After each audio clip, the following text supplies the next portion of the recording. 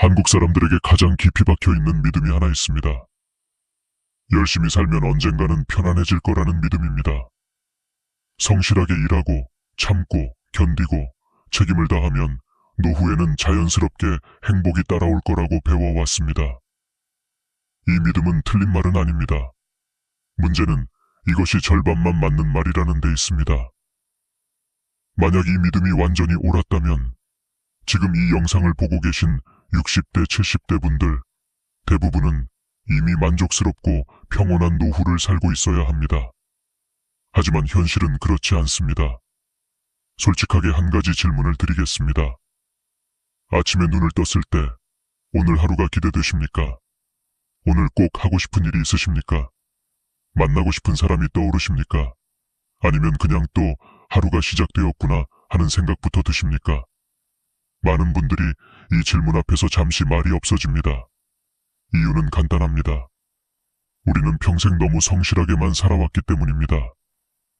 회사에서는 누구보다 먼저 출근했고 누구보다 늦게 퇴근했습니다.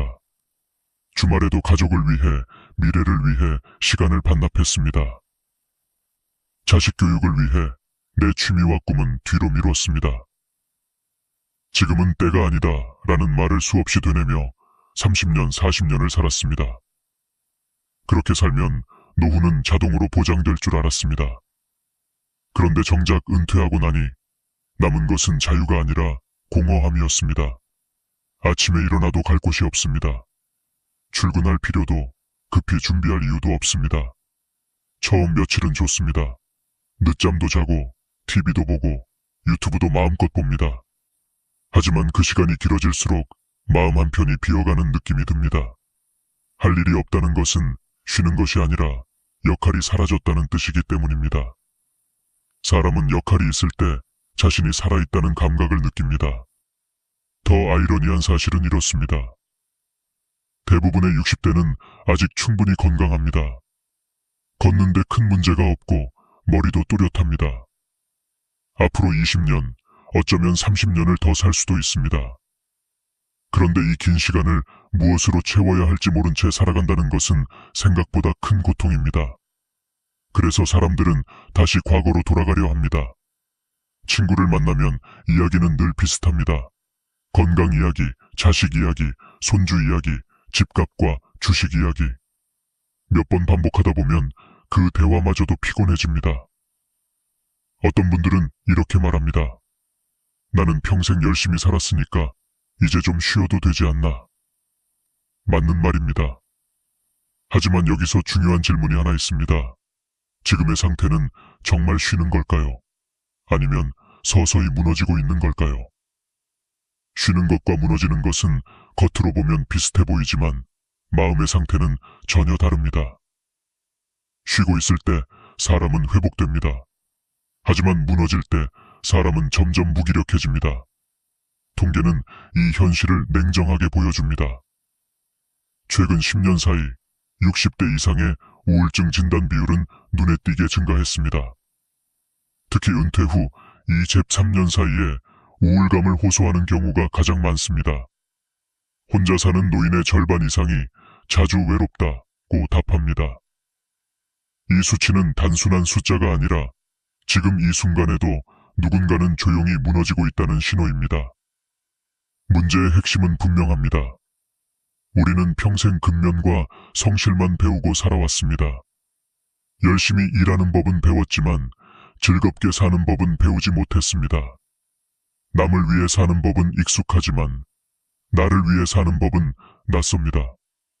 그래서 은퇴와 동시에 삶의 방향을 잃어버립니다.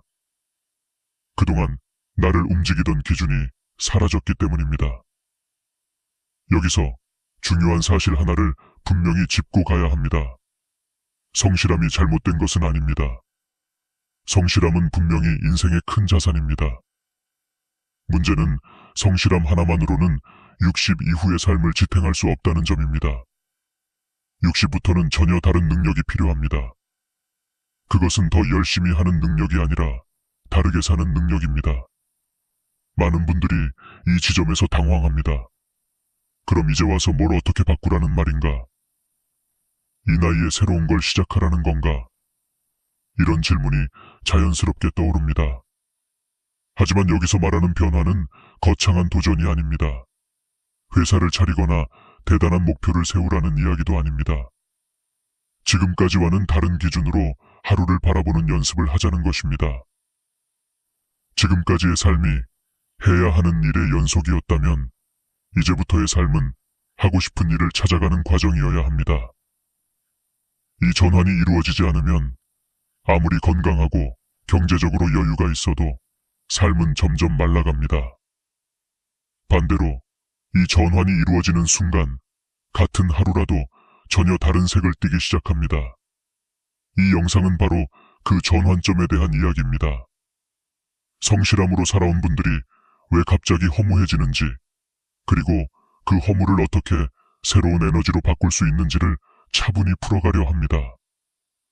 지금까지의 노력이 헛되었다는 말이 아닙니다. 오히려 그 성실함이 있었기에 이제는 다른 삶을 시도할 자격이 생겼다는 이야기입니다. 만약 여러분이 지금 이 말이 내 이야기 같다는 느낌을 조금이라도 받으셨다면 이 다음 이야기를 꼭 들어보시기 바랍니다.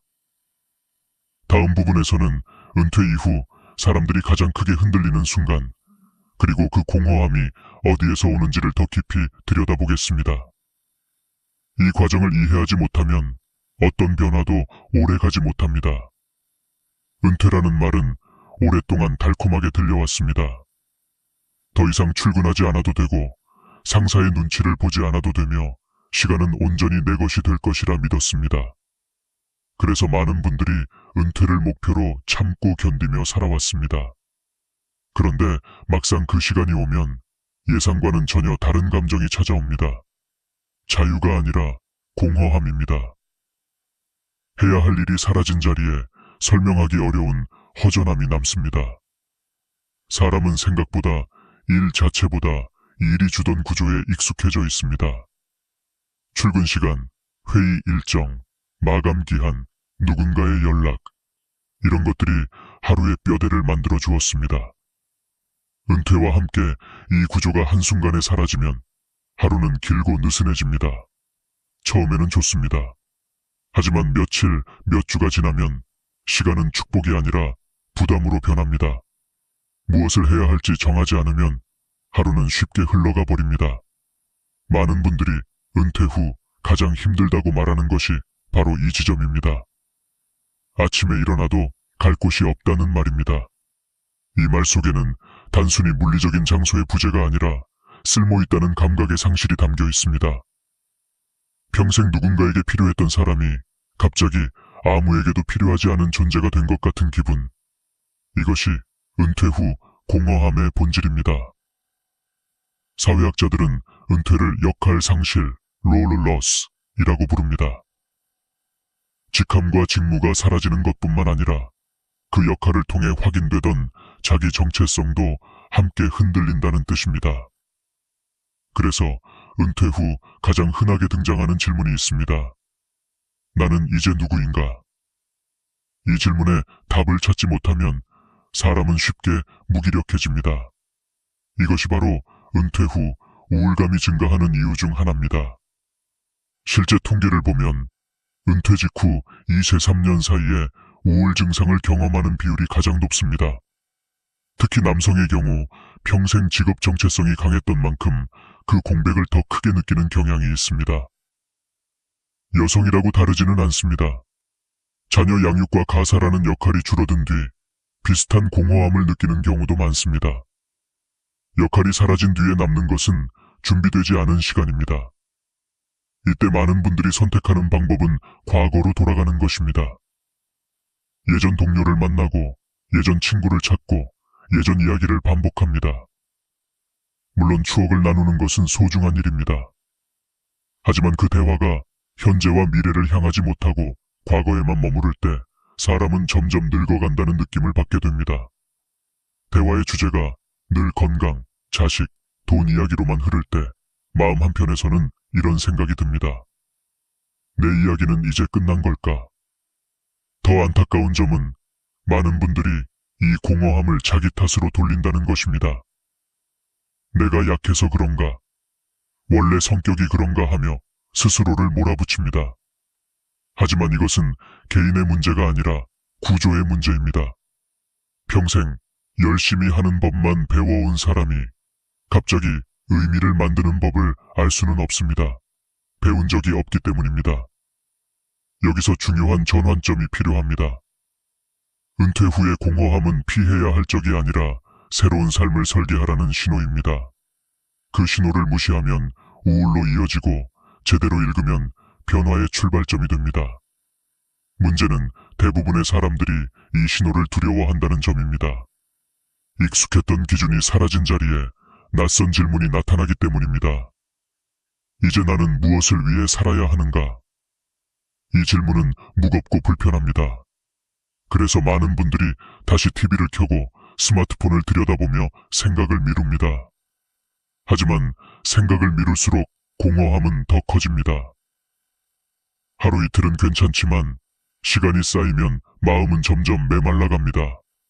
그래서 은퇴 후 가장 위험한 것은 몸의 노화보다 마음의 정체입니다. 이 시기에 가장 필요한 것은 새로운 목표를 억지로 세우는 것이 아닙니다. 뭔가 대단한 일을 해야 한다는 압박은 오히려 부담이 됩니다. 필요한 것은 관점을 바꾸는 일입니다. 이제까지의 삶이 성과 중심이었다면 앞으로의 삶은 의미 중심이 되어야 합니다. 성과는 남이 평가하지만 의미는 내가 느끼는 것입니다. 이 차이를 받아들이는 순간 삶의 방향이 조금씩 달라지기 시작합니다. 은퇴 후 공허함을 잘 넘긴 사람들의 공통점이 있습니다. 그들은 은퇴를 끝이 아니라 전환으로 받아들였습니다. 직업은 내려놓았지만 삶 자체를 내려놓지는 않았습니다. 그 대신 삶의 무대를 바꾸었습니다. 회사가 아닌 일상에서, 경쟁이 아닌 경험 속에서, 평가가 아닌 만족 속에서 자신을 다시 정의했습니다. 이 전환이 쉽지는 않습니다. 오랫동안 익숙했던 방식에서 벗어나는 일이기 때문입니다. 하지만 여기서 한 가지 분명한 사실이 있습니다. 은퇴 후의 삶은 준비한 만큼 달라진다는 점입니다. 아무 준비 없이 맞이한 자유는 공허가 되지만 방향을 가진 자유는 가능성이 됩니다. 그리고 그 가능성은 생각보다 가까운 곳에 있습니다. 이제 다음 이야기에서는 이 공허함의 늪에서 벗어나기 위해 한 사람이 어떤 선택을 했는지를 들려드리려 합니다. 평생 성실함의 상징처럼 살았던 한 사람이 왜 모든 것을 내려놓고 전혀 다른 길을 선택했는지 말입니다. 그 선택은 극단적으로 보일 수도 있습니다. 하지만 그 안에는 60 이후의 삶을 바꾸는 중요한 단서가 숨어 있습니다. 박민수 씨는 누구나 부러워할 만한 삶을 살아왔습니다.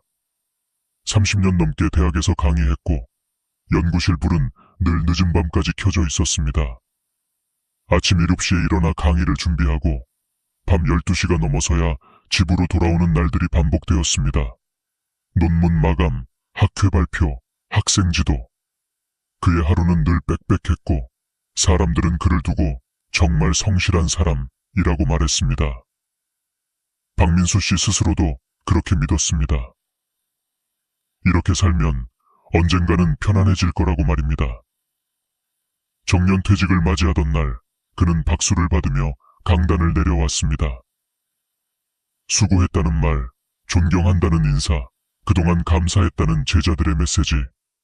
그 순간만큼은 자신의 인생이 옳았다고 느꼈습니다. 그리고 처음 몇 달은 정말 괜찮았습니다. 늦잠을 자고 아침 햇살을 느끼며 커피를 마셨고 평일 낮에 TV를 켜는 것도 신기했습니다. 이게 자유구나 라는 생각도 들었습니다. 하지만 그 평온은 오래가지 않았습니다. 석 달쯤 지나자 아침에 눈을 뜨는 일이 점점 힘들어졌습니다. 해야 할 일이 없다는 사실이 오히려 부담으로 다가왔습니다. 친구를 만나도 대화는 금세 끊겼습니다. 예전에는 강의 이야기, 연구 이야기로 몇 시간도 부족했는데 이제는 건강과 자식 이야기만 반복되었습니다. 집으로 돌아오는 길에 그는 자주 생각했습니다. 나는 이제 뭐지? 학교에 잠시 들른 날도 있었습니다. 후배 교수들이 반갑게 인사했지만 어딘가 어색했습니다. 연구실 문 앞에서 발걸음을 멈췄을 때 그는 깨달았습니다. 이곳은 더 이상 자신의 자리가 아니라는 사실을 말입니다. 그 순간 가슴 한쪽이 텅 빈 느낌이 들었습니다. 평생 자신을 설명해주던 교수라는 단어가 사라지자 남은 것은 이름 석자뿐이었습니다. 그때 박민수 씨의 마음속에 처음으로 이런 생각이 떠올랐습니다. 이대로 살다가는 정말 무너질지도 모르겠다. 그는 자신이 우울해지고 있다는 사실을 인정했습니다. 아무것도 하지 않는 날이 늘어날수록 생각은 더 어두워졌습니다. 그래서 그는 아주 과감한 결정을 내립니다. 환경을 바꾸지 않으면 자신도 바뀌지 않을 것 같았기 때문입니다. 그가 선택한 곳은 전남의 작은 섬이었습니다. 서울에서 멀리 떨어진 병원도 많지 않고 편의시설도 부족한 곳이었습니다. 가족들은 모두 반대했습니다. 아내는 불편한 생활을 걱정했고 자식들은 왜 굳이 거기까지 가야 하느냐 꼬물었습니다. 하지만 박민수 씨는 이번만큼은 자신의 판단을 따르기로 했습니다. 남의 기준이 아니라 자신의 감각을 믿어보기로 한 것입니다. 섬에 도착한 첫날은 생각보다 더 막막했습니다. 아무도 그를 알아보지 못했습니다. 30년간 쌓아온 학력과 경력은 그곳에서 아무 의미가 없었습니다. 그는 그저 서울에서 온 박씨일 뿐이었습니다. 처음 일주일은 집안에만 머물렀습니다. 할 일도 없고 말 걸 사람도 없었습니다. 그동안 바쁘다는 이유로 피했던 아무것도 하지 않는 시간이 이곳에서는 피할 수 없이 그를 찾아왔습니다. 그러던 어느 날 그는 집 앞 바닷길을 걷기 시작했습니다. 처음에는 목적도 없이 걷기만 했습니다. 그런데 며칠이 지나자 파도 소리가 귀에 들어오기 시작했고 바람의 냄새가 느껴졌습니다. 서울에서는 늘 생각으로 가득 차 있었던 머리가 조금씩 비워지는 느낌이 들었습니다. 걷는 시간이 늘어날수록 마음은 이상하게 가벼워졌습니다. 어느 날 아침 마을 할아버지가 말을 걸었습니다. 낚시 한번 해볼래요? 박민수 씨는 낚시를 한 번도 해본 적이 없었습니다. 하지만 이번에는 못합니다 라는 말 대신 해보겠습니다 라고 대답했습니다. 낚싯줄을 던지는 법도 서툴렀고 손에 물집도 생겼습니다. 그런데 이상하게도 그 시간이 싫지 않았습니다. 오히려 다음 날이 기다려졌습니다. 며칠 뒤에는 텃밭을 가꾸는 일도 도왔습니다. 흙을 만지고 모종을 심고 땀을 흘렸습니다. 손에 흙이 묻는 것이 처음에는 낯설었지만 해가 질 무렵에는 묘한 만족감이 남았습니다. 그날 밤 그는 노트를 꺼내 처음으로 하루를 기록했습니다. 오늘은 바람이 좋았고 몸은 피곤했지만 마음은 편안했다. 아주 짧은 문장이었지만 그 문장을 쓰는 순간 그는 살아있다는 감각을 느꼈습니다. 석 달쯤 지났을 때 박민수 씨는 깨달았습니다. 자신이 평생 머리로만 살아왔다는 사실을 말입니다. 남들의 평가, 사회의 기준, 성공이라는 단어에 맞춰 자신을 끊임없이 조정해왔다는 것을 알게 되었습니다. 섬에서는 아무도 그를 평가하지 않았습니다. 잘하든 못하든 상관없었습니다. 그 자유가 그를 다시 숨쉬게 만들었습니다. 1년 뒤 옛 제자가 섬을 찾아왔습니다. 제자는 깜짝 놀랐습니다. 주름은 늘었지만 박민수 씨의 눈빛은 오히려 더 또렷해 보였기 때문입니다. 제자가 물었습니다. 교수님, 여기서 뭐 하세요? 시간 낭비 아닌가요? 박민수 씨는 웃으며 대답했습니다. 나는 지금 내 삶을 만들고 있네. 예전에는 남의 이론을 가르쳤지만 지금은 내 하루를 창조하고 있지. 이 말 속에는 중요한 진실이 담겨 있습니다. 박민수 씨는 도망친 것이 아니라 방향을 바꾼 것입니다. 성실함을 버린 것이 아니라 그 성실함을 자신에게로 돌린 것입니다. 그리고 바로 이 지점에서 60 이후의 삶이 달라지기 시작합니다. 다음 이야기에서는 박민수 씨의 변화가 가능했던 이유, 그리고 그가 말한 창조가 정확히 무엇을 의미하는지를 더 깊이 들여다보겠습니다. 이 개념을 이해하지 못하면 변화는 다시 과거의 습관으로 돌아가고 말 것입니다. 많은 사람들이 박민수 씨의 이야기를 들으면 이렇게 반응합니다. 그건 특별한 사람이니까 가능한 거야. 교수였으니까, 여유가 있었으니까 할 수 있었던 선택이지. 하지만 이것은 아주 흔한 오해입니다. 박민수 씨의 변화에서 핵심은 장소도 직업도 돈도 아닙니다. 진짜 핵심은 그가 삶을 바라보는 관점 자체를 바꾸었다는 것입니다. 그리고 그 관점의 이름이 바로 창조입니다. 대부분의 사람들은 창조라는 말을 들으면 예술가를 떠올립니다. 그림을 그리거나 음악을 만들거나 소설을 쓰는 사람들 말입니다. 그래서 스스로에게 이렇게 말합니다. 나는 그런 재능이 없어. 창조는 나와 상관없는 이야기야. 하지만 이것은 창조를 너무 좁게 이해한 결과입니다. 창조는 무에서 유를 만들어내는 특별한 능력이 아닙니다. 오히려 이미 존재하는 것들을 새로운 방식으로 엮어내는 힘에 가깝습니다. 박민수 씨를 다시 떠올려 봅시다. 그는 섬에 가서 완전히 새로운 사람이 된 것이 아닙니다. 교수로 살며 몸에 밴 습관들, 관찰하는 태도, 기록하는 방식, 질문하는 사고를 그대로 가져갔습니다. 다만 그것을 논문과 강의가 아니라 바다와 낚시, 텃밭과 하루의 기록에 적용했을 뿐입니다. 즉, 그는 자신의 인생을 다시 편집한 것입니다. 이것이 창조의 본질입니다. 심리학자들은 인간이 가장 행복할 때를 이렇게 설명합니다. 자신의 이야기를 스스로 만들어갈 때, 남이 정해준 역할을 충실히 수행할 때가 아니라 그 역할에서 벗어나 자신의 선택으로 하루를 구성할 때 사람은 살아있다는 감각을 느낍니다. 우리는 평생 회사가 정해준 일정, 사회가 요구한 기준, 가족이 기대한 모습에 맞춰 살아왔습니다. 그 과정에서 안정은 얻었지만 주도권은 점점 잃어버렸습니다.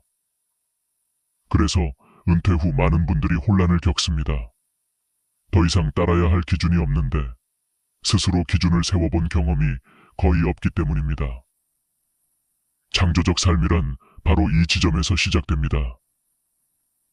남들이 좋다고 하는 것이 아니라 내가 의미 있다고 느끼는 것을 기준으로 삼는 것입니다.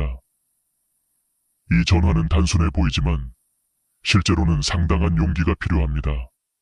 왜냐하면 남의 시선에서 벗어난다는 것은 익숙한 보호막을 내려놓는 일이기 때문입니다. 철학자들은 이것을 주체성이라고 부릅니다. 주체적으로 산다는 것은 혼자 고집을 부린다는 뜻이 아닙니다. 선택의 책임을 남에게 넘기지 않는다는 의미입니다. 잘 되든 못 되든 그것이 나의 선택이라는 사실을 받아들이는 태도입니다. 박민수 씨가 섬으로 간 것도 마찬가지였습니다. 성공할지 실패할지 알 수 없었지만 그는 처음으로 자신의 판단을 믿어보기로 했습니다. 그 선택이 그를 살렸습니다. 창조적 삶에는 또 하나 중요한 요소가 있습니다. 바로 재미입니다. 많은 어른들이 재미를 가볍게 생각합니다. 재미는 사치이고 철이 없다고 여깁니다. 하지만 심리학에서는 재미를 아주 중요한 신호로 봅니다. 재미는 내가 지금 이 순간에 몰입하고 있다는 증거이기 때문입니다. 시간 가는 줄 모르고 빠져드는 상태를 학자들은 플로우라고 부릅니다. 이 상태에서 사람은 가장 안정적이고 가장 만족을 느낍니다. 아이들을 떠올려 보세요. 아이들은 늘 창조적입니다. 빗자루를 주면 말을 타고 상자를 주면 집을 만듭니다. 잘해야 한다는 압박도 평가에 대한 두려움도 없습니다. 오직 재미있기 때문에 몰입합니다. 우리는 언제부터 이 감각을 잃어버렸을까요? 성실해야 한다는 압박, 제대로 해야 한다는 강박 속에서 재미를 점점 밀어냈기 때문입니다. 은퇴 후에 많은 분들이 뭘 해도 재미가 없다고 말합니다. 이것은 능력의 문제가 아닙니다. 재미를 느끼는 감각이 오래 잠들어 있었기 때문입니다. 감각은 사용하지 않으면 둔해집니다. 다시 깨우려면 연습이 필요합니다. 처음에는 시시하게 느껴질 수도 있습니다. 낚시가, 걷기가, 글쓰기가 별것 아닌 것처럼 보일 수 있습니다. 하지만 중요한 것은 결과가 아니라 과정입니다. 내가 선택했고, 내가 즐겼다는 사실 자체가 창조의 시작입니다. 또 하나 강조하고 싶은 점은 창조는 혼자만의 세계에 갇히는 것이 아니라는 사실입니다. 오히려 창조적 삶을 사는 사람일수록 관계가 건강해집니다. 이유는 간단합니다. 외로움을 채우기 위해 사람을 찾지 않기 때문입니다. 여유가 생기면 만남은 의무가 아니라 선택이 됩니다. 박민수 씨가 마을 사람들과 자연스럽게 어울릴 수 있었던 것도 그가 스스로의 삶을 채우고 있었기 때문입니다. 여기까지 이야기를 들으며 이런 생각이 들 수도 있습니다.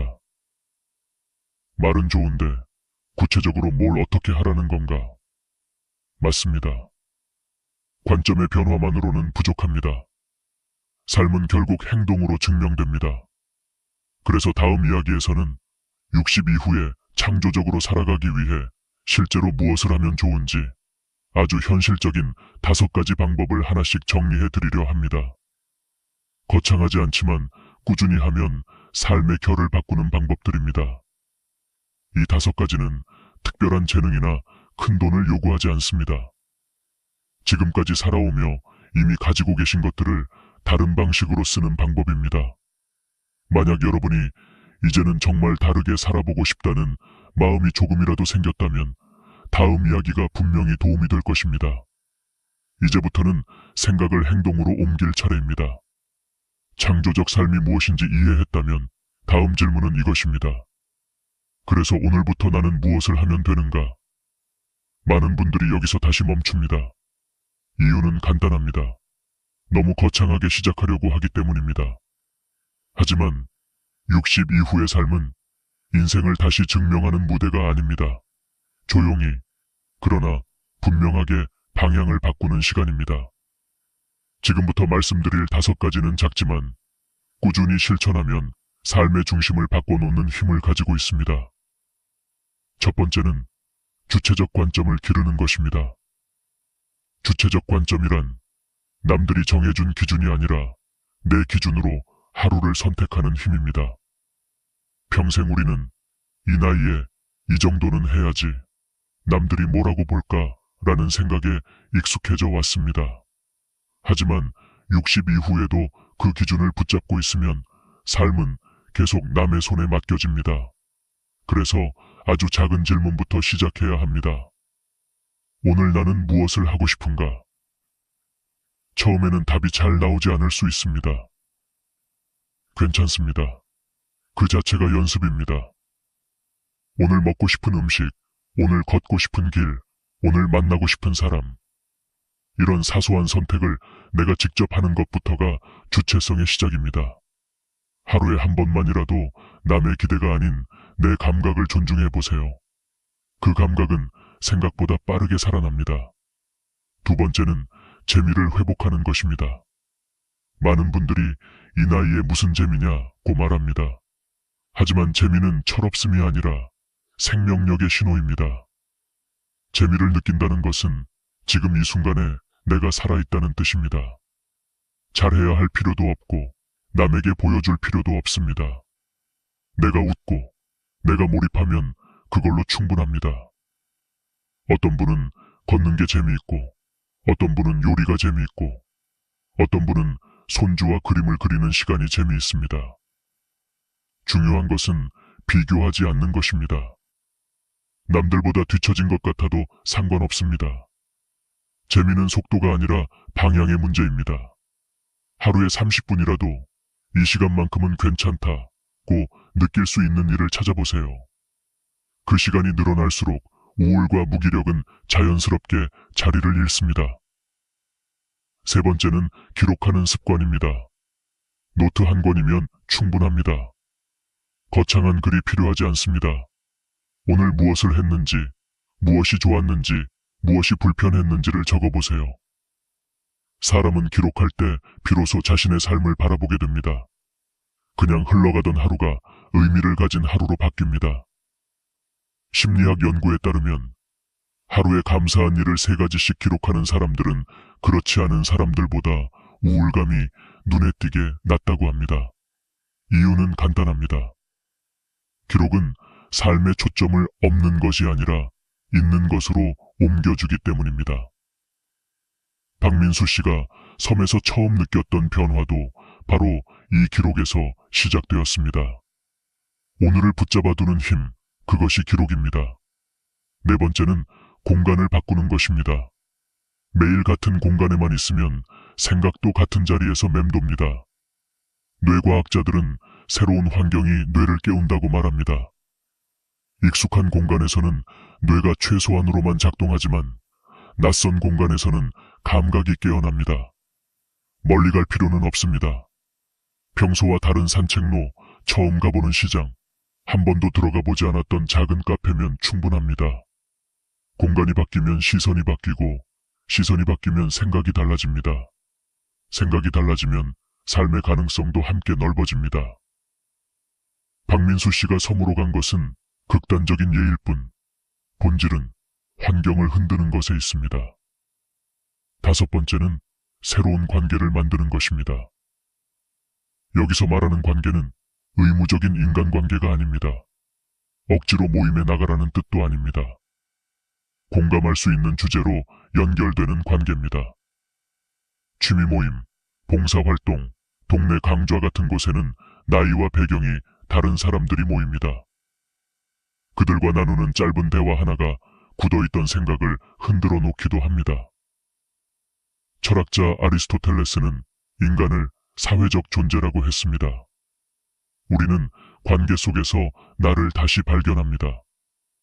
혼자 있는 시간이 중요하지만 완전한 고립은 마음을 마르게 합니다. 중요한 것은 관계의 수가 아니라 질입니다. 한두 사람이라도 충분합니다. 이 다섯 가지를 다시 정리해 보겠습니다.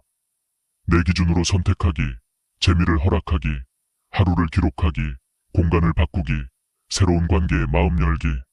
어느 것 하나 특별하지 않습니다. 하지만 이 다섯 가지가 함께 작동할 때 삶은 서서히 다른 방향으로 흘러갑니다. 중요한 것은 한꺼번에 다 하려 하지 않는 것입니다. 오늘은 하나만 해도 충분합니다. 많은 분들이 이렇게 묻습니다. 이걸 한다고 정말 달라질까요? 정직하게 말씀드리겠습니다. 하루 만에 인생이 바뀌지는 않습니다. 하지만 이 다섯 가지를 실천하는 사람과 그렇지 않은 사람의 1년 후 모습은 분명히 다릅니다. 전자는 하루하루가 연결되고 후자는 하루하루가 끊어집니다. 연결된 삶에는 방향이 생기고 방향이 있는 삶에는 의미가 생깁니다. 이제 마지막 이야기를 할 차례입니다.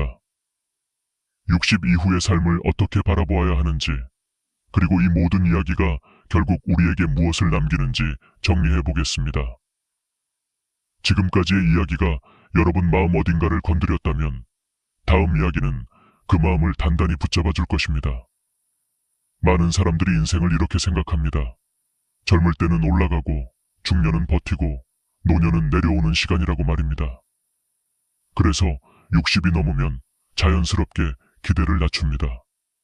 더 이상 바랄 것도 없고 무리하지 말고 조용히 지내야 한다고 스스로에게 말합니다.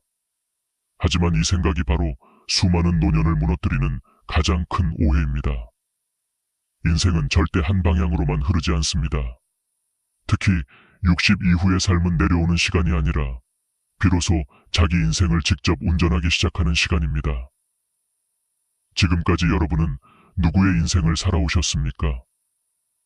회사가 요구한 역할, 가족이 기대한 모습, 사회가 정해준 기준 속에서 최선을 다해 살아왔습니다. 그것은 분명 존중받아야 할 삶입니다.